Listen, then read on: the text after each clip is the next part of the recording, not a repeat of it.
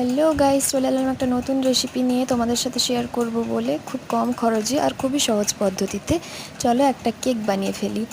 তো তার জন্য যে বিস্কিটগুলো কিনে এনেছিলাম সেটি বিস্কিটগুলি থেকে ক্রিম ছাড়িয়ে আলাদা করে নিয়েছি, তোমরা দেখতেই পাচ্ছ। তারপরে মিক্সিতে পেস্ট করে নিয়েছি বিস্কিটগুলোকে, খুব সুন্দরভাবে পেস্ট হয়ে গেছে, দেখতেই পাচ্ছ।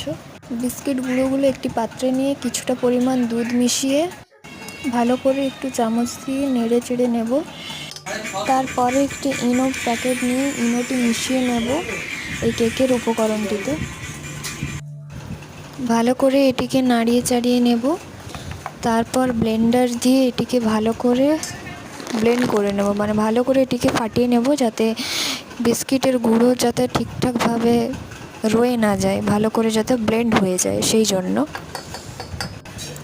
ভালো করে ব্লেন্ড হয়ে যাওয়ার পরে পাত্রে তেল লাগিয়ে ওই কেকের মিশ্রণটিকে ঢেলে নিচ্ছি পাত্রটিতে।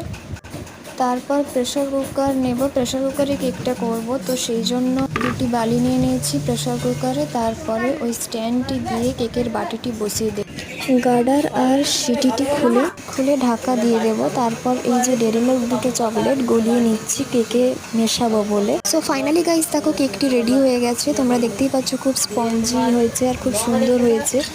তো দেখো কেকটি রেডি করে ফেলেছি আমরা। সাজানোটা কী রকম হয়েছে সেটা তোমরা জানাবে।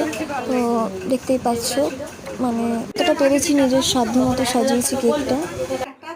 তো গাইস, মাদার্স ডে স্পেশাল এই কেক বানানো, তো চলো মাকে দিয়ে কাটিয়ে নিই। তো ততক্ষণে তোমরা লাইক করে দাও। তো দেখা হচ্ছে নেক্সট মিনি ব্লগে। Tata, bye bye.